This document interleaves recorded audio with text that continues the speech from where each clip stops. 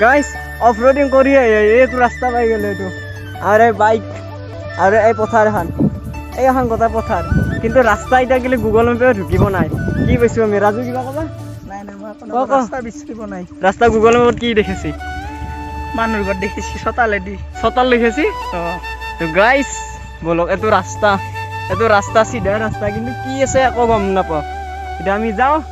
let's start বলক আপনার রাস্তাটা দেখে আসি